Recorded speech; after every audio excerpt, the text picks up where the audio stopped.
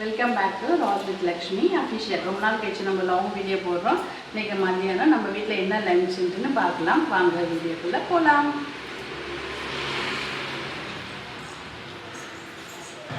சாதம் வந்துட்டு வடிச்சிட்டோம். இப்போ வந்துட்டு சாம்பார் வைக்க போகிறோம். சிக்கன் வந்துட்டு ஒரு 1/2 kg வந்துருக்காங்க. ஸோ சிக்கன் ஃப்ரை பண்ண போகிறோம். வாங்க எப்படி செய்யறதுன்னு பார்க்கலாம். கத்திரிக்காய் போட்டு சாம்பார் தான் வைக்க போகிறோம். பருப்பு வந்துட்டு தேவையான அளவுக்கு போட்டுக்கலாம். பருப்பு வந்துட்டு ஒரு 2 or 3 டைம்ஸ் வந்து நல்லா வாஷ் பண்ணிக்கலாம்.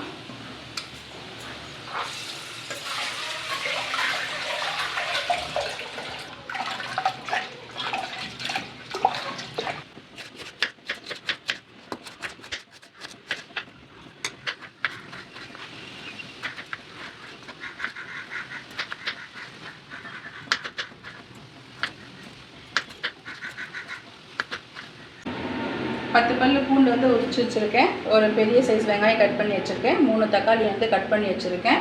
பருப்பு வந்து வாஷ் பண்ணி வச்சுட்டேன். இப்போ இது கூட எல்லாமே போட்டுக்கலாம்.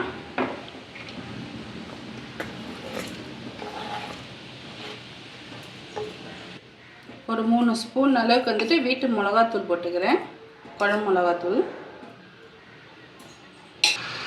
கொஞ்சம் ஜீரகம் போட்டுக்கலாம். தேவையான அளவுக்கு தண்ணி வந்து பருப்பு வேகிற அளவுக்கு தேவையான அளவுக்கு தண்ணி ஊற்றிக்கலாம்.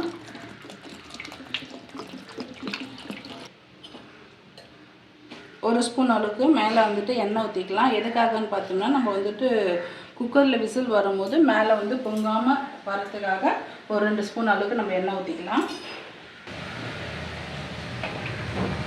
விசில் வந்துட்டு ஒரு 4லேருந்து ஒரு 5 விசில் வரட்டும். குக்கர் பொறுத்து வந்து நம்மளுக்கு விசில் வரும். எங்களுக்கு குக்கர் வந்துட்டு ஒரு 4லேருந்து 5 விசில் வந்தால் பருப்பு வந்துடும். விசில் வந்ததுக்கப்புறம் பார்க்கலாம். அந்த சைடில் வந்துட்டு பருப்பு வந்துட்டு வெந்துட்டு இருக்கு. இப்போ சிக்கன் வந்து நம்ம அலசிக்கலாம். ஒரு 1/2 kg சிக்கன் எடுத்துகிட்டு வந்திருக்காங்க. ஸோ சிக்கன் ஃப்ரைக்கு வந்துட்டு எண்ணெய் சட்டி வச்சிட்டோம். எண்ணெய் ஊற்றிக்கலாம்.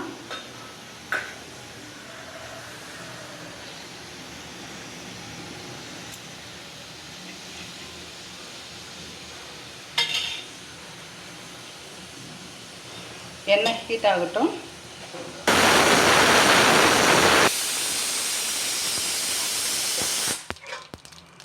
கடுகு போட்டாச்சு. கடுகு நல்லா பொரியுது. கட் பண்ணி வச்சுருக்கேன். வெங்காயம் போட்டுக்கலாம். மீடியம் சைஸ் வெங்காயம் கட் பண்ணிட்டோம்.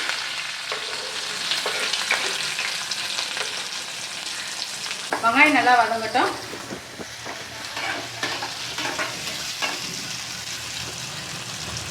பழைய வீட்டில் வந்துட்டு நம்மளுக்கு ஜன்னலே இருக்காது. இப்போ பாருங்கள் எவ்வளோ பெரிய ஜன்னல்.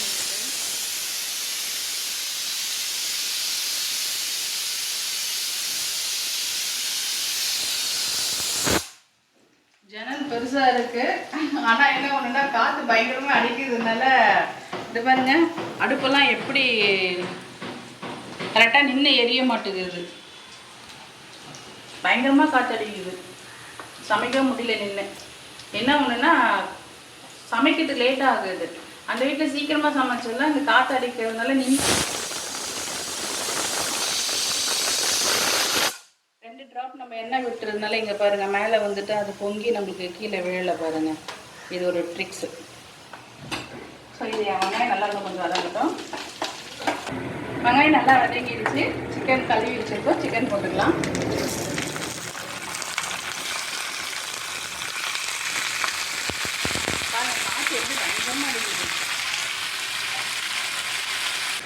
இஞ்சி பூண்டு பேஸ்ட் போட்டுக்கலாம்.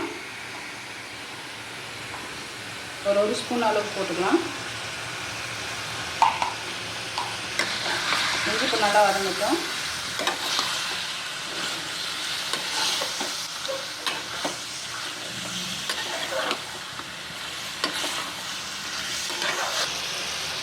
ஒரு 1/4 டீஸ்பூன் அளவுக்கு மஞ்சள்தூள் போட்டுக்கலாம்.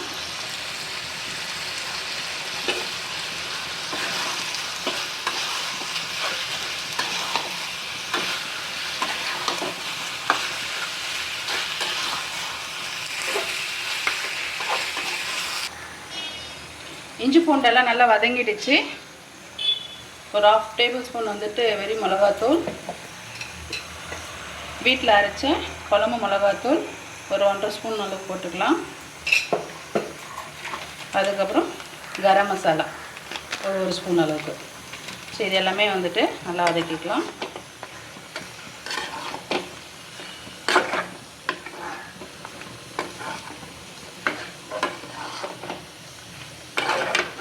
பச்சை ஸ்மெல் போடுறதுக்கும் எண்ணெயிலே நல்லா வதங்கட்டும்.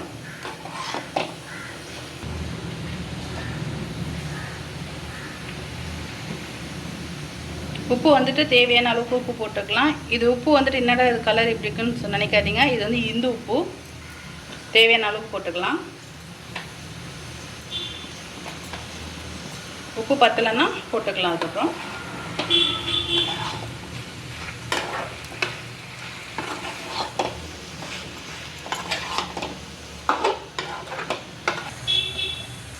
எண்ணெய் வந்துட்டு நல்லா பிரிஞ்சு வரட்டும். அதுக்கப்புறம் தேவையான அளவுக்கு நம்ம தண்ணி ஊற்றிக்கலாம்.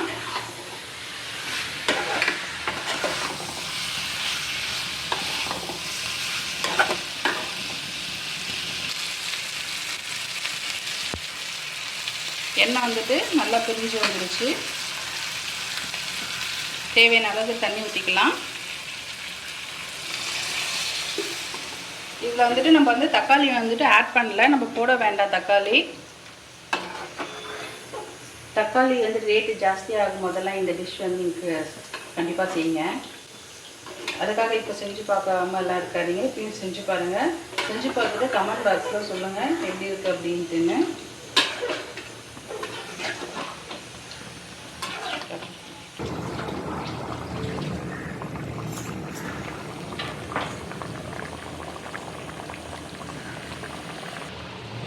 பாருங்கள், பருப்பு வந்துட்டு நல்லா குழஞ்சிடுச்சு. நம்ம வந்துட்டு மத்து போட்டெல்லாம் கடைய வேண்டிய அவசியமே இல்லை. கரண்டி வச்சு நம்ம வந்துட்டு கிண்டிக்கலாம்.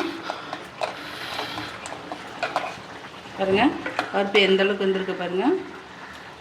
இப்போ இதுக்கு நம்ம தாளிப்பு கொடுத்துக்கலாம். கத்திரிக்காய் போட்டு சாம்பார் தான். பாருங்கள், நல்லா சாம்பார் தாளிக்கிறதுக்கு தேவையான அளவுக்கு எண்ணெய் ஊற்றிக்கலாம். தண்ணின்ட்டு வாயில் வர வந்துச்சு எண்ணெய். அதுதான் தண்ணி ஊற்றி தாளிச்சுன்னா எனக்கு இன்னும் ரொம்ப ஈஸியாக போயிடுமே. எண்ணெய் நல்லா சூடாகட்டும். ஆமாம், தண்ணி நல்லா சூடாகட்டும். கடுகு ஒரு 1 ஸ்பூன் அளவு போட்டுக்கலாம். ஜீரகம் வந்து 1/2 டேபிள் ஸ்பூன். இது நல்லா பொரியட்டும். ஏன் குழம்புக்கு எல்லாம் கடுகு போடுறோம் தாளிக்கிறதுக்கு? அப்போ தான் அது ஒரு டேஸ்ட், மனம் கொடுக்கும். டேஸ்ட் அந்த தாளிப்புக்கு உண்டான மனத்தா? ஆமாம். வரமிளகா ஒரு 2 கிள்ளி போட்டிருக்கோம். வெங்காயம் ஒரு மீடியம் சைஸ் அளவுக்கு வெங்காயம் கட் பண்ணியிருக்கேன்.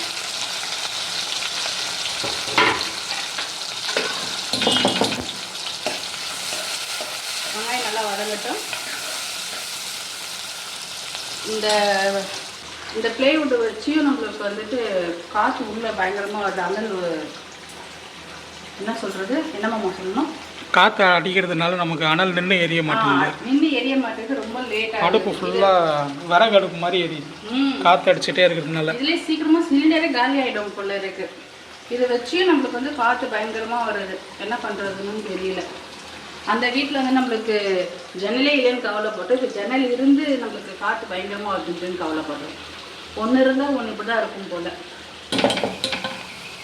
வெங்காயம் நல்லா வதங்கிச்சு. கட் பண்ணி வச்சுருக்க கத்திரிக்காய் போட்டுக்கலாம்.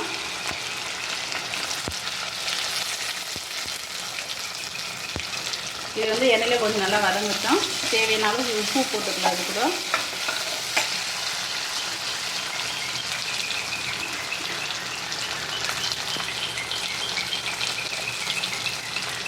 சாம்பாருக்கு தேவையான அளவுக்கு உப்பு போட்டுக்கலாம்.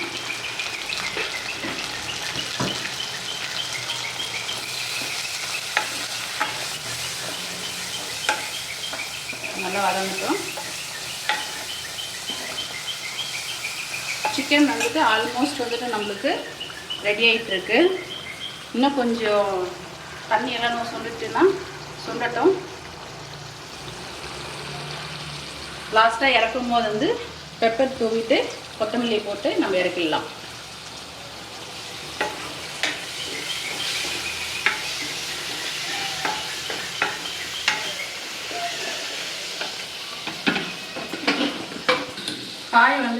நல்லா வதங்கிடுச்சு. பருப்பு சாம்பாருக்கு தேவையான அளவுக்கு நம்ம தண்ணி ஊற்றிக்கலாம். உங்களுக்கு எந்த அளவுக்கு தண்ணி வேணுமோ அந்த அளவுக்கு தண்ணி ஊற்றிக்கோங்க.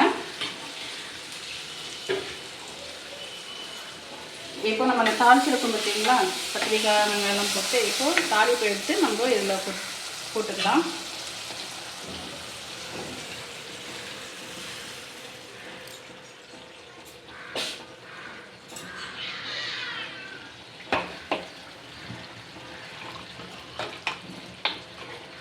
இது நல்லா கொதி வரட்டும். ஸோ ஆல்மோஸ்ட் வந்து நமக்கு சிக்கன் வந்துட்டு கிரேவி வந்து ரெடி ஆகிடுச்சு. இங்கே பாருங்கள் எப்படி இருக்குது. கரண்ட்டு வேறு இல்லை, அதனால் கொஞ்சம் அப்படி தான் இருக்கும், அட்ஜஸ்ட் பண்ணிக்கோங்க.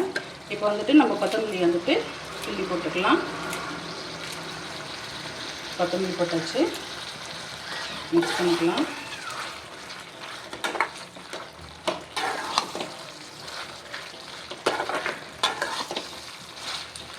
இப்போது பெப்பர் வந்துட்டு ஒரு ஸ்பூன் அளவுக்கு போட்டுக்கலாம்.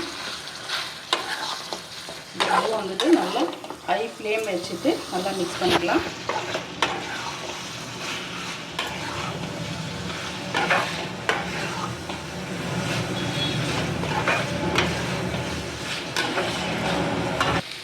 சிக்கன் ஃப்ரை வந்துட்டு ரெடி ஆகிடுச்சு. தக்காளி இல்லாமல் நம்மளுக்கு சிக்கன் ஃப்ரை வந்துட்டு ரெடி ஆகிடுச்சு. இது வந்து சாம்பார், ரசம் எல்லாத்துக்குமே வந்துட்டு நல்லாயிருக்கும். நீங்களும் வந்துட்டு மறக்காமல் செஞ்சு பாருங்கள்.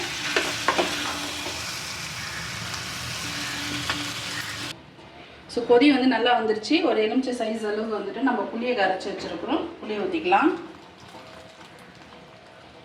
சாம்பார் பொறுத்த வரைக்கும் வந்துட்டு புளி தக்காளி வந்துட்டு அதிகமாக சேர்த்துட்டு புளி வந்துட்டு கொஞ்சம் கம்மியாக சேர்த்துனா சாம்பார் வந்து டேஸ்ட் வந்து நல்லாயிருக்கும். கண்டிப்பாக இந்த டிப்ஸ் வந்து நீங்கள் செஞ்சு பாருங்கள்.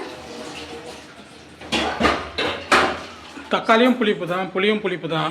ஆமாம், ஆனால் இதுக்கு தக்காளியோட டேஸ்ட்டு வேறு, புளியோட டேஸ்ட்டு வேறு. அதனால் சாம்பாருக்கு வந்துட்டு தக்காளி அதிகமாக நம்ம சேர்த்துட்டு புளி வந்து கம்மியாக சேர்த்தோம்னா இன்னும் டேஸ்ட்டு சூப்பராக இருக்கும். அதனால் சிலர் வந்து தக்காளி ரசம் கூட சொல்கிறாங்க, புளி கம்மியாக சேர்த்துக்கிட்டு தக்காளி அதிகமாக சேர்த்துப்பாங்க. ஸோ தக்காளி ரசம் தான் ரொம்ப நல்லாயிருக்கும். தக்காளி ரசம் மாதிரி. ஆமாம், சாம்பாரும் வந்துட்டு அதே மாதிரி தான். கொஞ்சம் தக்காளி கூடுதலாக போட்டுட்டு புளி கொஞ்சம் கம்மியாக சேர்த்துட்டோம்னா நல்லாயிருக்கும். மக்களே இந்த டிப்ஸை ஃபாலோ பண்ணி பாருங்கள். ஃபாலோ பண்ணிவிட்டு அதேமாரி செஞ்சு பார்த்துட்டு கமெண்டில் போடுங்க, நல்லா இருக்குது நல்லா இல்லை. இப்போ புளியை ஊற்றிருக்கிறோம். இது நல்லா கொதி வரட்டும். அப்புறம் வந்துட்டு கொத்தமல்லி போட்டு நம்ம இறக்கிட வேண்டியதான். ஸோ நம்மளுக்கு இன்னைக்கு லன்ச் வந்துட்டு கத்திரிக்காய் போட்ட சாம்பார், சிக்கன் ஃப்ரை, அதுக்கப்புறம் ஒயிட் ரைஸ். எப்பவுமே வந்துட்டு நம்ம வந்து குக்கரில் வைக்கவே மாட்டோம், வடித்த சாதம் தான் நம்ம வந்துட்டு சாப்பிடுவோம். ஸோ சாதமும் ரெடி ஆகிடுச்சு. கொத்தமல்லி போட்டுக்கலாம். கருவேப்பிலை இருந்துச்சுன்னா தாளிக்கும் போதே கருவேப்பிலை போட்டுக்கோங்க. கருவேப்பிலை இல்லை, அதனால கொத்தமல்லி இறக்கும் போது நான் கொத்தமல்லி போட்டுக்கிறேன். அந்த வீட்டில் வந்துட்டு நம்மளுக்கு வந்து கருவேப்பிலை செடி இருந்தது, பட் இருந்தும் நம்ம யூஸ் பண்ணலை. இப்போ இல்லாத போதும் இல்லைன்ட்டு நம்ம சொல்கிறோம். இருக்கும்போது எப்பவுமே அதோட அருமை எதுவுமே தெரியாது. ஆமாம், உண்மை அதுதான். ஸோ தாளிக்கும் போது கருவேப்பிலை போட்டுக்கோங்க. இன்றைக்கி தான் நம்ம வீட்டில் மத்தியான சமையல் இது தான். மறக்காமல் நம்ம சேனலில் வந்துட்டு சப்ஸ்கிரைப் பண்ணுங்கள், சப்போர்ட் பண்ணுங்கள், கமெண்ட் பண்ணுங்கள், லைக் பண்ணுங்கள், ஃப்ரெண்ட்ஸுக்கு எல்லாருக்குமே ஷேர் பண்ணுங்கள். அப்போ தான் நாங்கள் போடுற வீடியோஸ் வந்துட்டு டெய்லியும் உங்களுக்கு நோட்டிஃபிகேஷனில் வரும். நம்ம நெக்ஸ்ட் வீடியோவில் நம்ம பார்க்கலாம். பாய்.